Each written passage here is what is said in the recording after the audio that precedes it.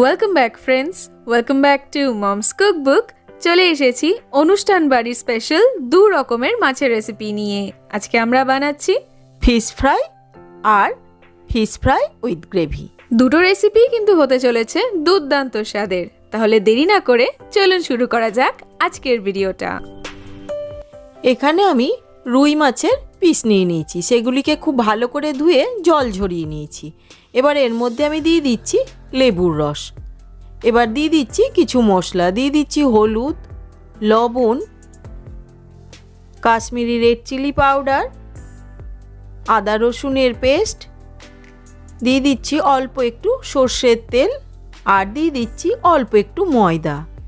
এবার সব উপকরণগুলোকে হাত দিয়ে খুব ভালো করে মাছের সাথে মিশিয়ে নিচ্ছি। খুব ভালো করে ম্যারিনেট করা হয়ে গেছে। এবার আমি মাছটাকে 10 মিনিটের জন্য রেস্ট করতে রাখবো। একটা মিক্সার জার নিয়ে নিয়েছি, তার মধ্যে দিয়ে দিচ্ছি 1 ইঞ্চি আদা, 2টো কাঁচা লঙ্কা, কয়েকটা রসুন কোয়া আর দিয়ে দিচ্ছি 1 মুঠি ধনে পাতা। আমি এখানে মোটা শক্ত ডাঁটাগুলোও দিচ্ছি, যেটার থেকে খুব ভালো ফ্লেভার আসে। এবার এটাকে আমি খুব ভালো করে পেস্ট করে নিচ্ছি, দরকার পড়লে একটু জল অ্যাড করে দেব।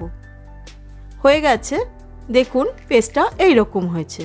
এবার এর মধ্যেই আমি দিয়ে দিচ্ছি লেবুর রস। 1 চামচ মতন লেবুর রস দিয়ে দিলেই হবে, এতে করে কালারটাও সুন্দর হবে, টেস্টও খুব ভালো হবে।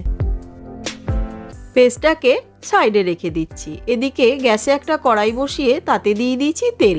তেলটা গরম হয়ে গেছে, এবার তার মধ্যে আমি ম্যারিনেট করে রাখা মাছগুলো দিয়ে দিচ্ছি।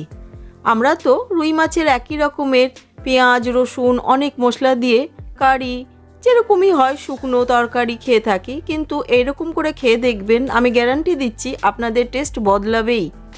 মাছের একদিক ভাজা হয়ে গেছে, আমি অন্য পিঠটা উল্টে নিচ্ছি। মাছগুলোকে উল্টে পাল্টে খুব ভালো করে ভেজে নিয়েছি। ভাজা হয়ে গেছে, এবার মাছগুলোকে আমি একটি প্লেটে তুলে নিচ্ছি। আমি সেম কড়াই রেখেছি আর তেল খানিকটা ঢেলে রেখেছি, যেহেতু অতটা তেল লাগবে না, আমি 2 চামচ মতন তেল কড়াইতে রেখেছি। এবার এই তেলের মধ্যে তৈরি করে রাখা পেস্টটা দিয়ে দিচ্ছি। দিয়ে ওর মধ্যে দিয়ে দিচ্ছি প্রয়োজন মতো হলুদ, কাশ্মীরি রেড চিলি পাউডার আর অল্প একটু চিনি দিয়ে অল্প একটু নেড়ে নিচ্ছি। অল্প একটু নেড়ে নিয়ে দিয়ে দিচ্ছি প্রয়োজন মতো লবণ আর গরম মশলার পাউডার দিয়ে খুব ভালো করে নেড়ে মিশিয়ে দিচ্ছি। আমি আর এর মধ্যে জল অ্যাড করব না, যেহেতু গ্রেভি হবে, খুব বেশি পাতলা হবে না বলে আমি আর কোনো রকমভাবে জল অ্যাড করছি না। গ্রেভিটা রেডি হয়ে গেছে। এর থেকে বেশি যদি এটা জাল দেওয়া হয় তাহলে রংটা কালো হয়ে যাবে, ভালো লাগবে না। তাই জন্যে এটা হয়ে গেছে, আমি এবার অফ করে দিচ্ছি গ্যাসটা। আমি গ্যাসের থেকে নিয়ে চলে এসেছি গ্রেভিটা। এখন একটি সার্ভিং ডিশে আমি সার্ভ করে দিচ্ছি।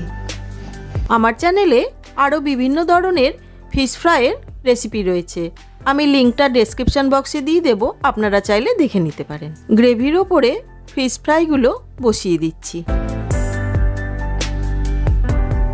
এটা তো হয়ে গেল গ্রেভি দেওয়া ফিশ ফ্রাই।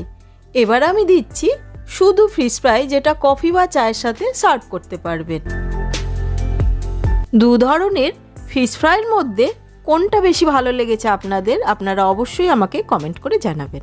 আজকের রেসিপিটা ভালো লেগে থাকলে অবশ্যই একটি লাইক করবেন, শেয়ার করবেন আর এইরকম নিত্য নতুন রেসিপি প্রত্যেকদিন পাওয়ার জন্য সাবস্ক্রাইব করুন আমাদের চ্যানেল মমস কুকবুককে ও পাশে থাকা বেল আইকনটি প্রেস করে রাখবেন, যাতে আমাদের আপলোড করা যে কোনো ভিডিও নোটিফিকেশন সবার আগে পেয়ে যান আপনি।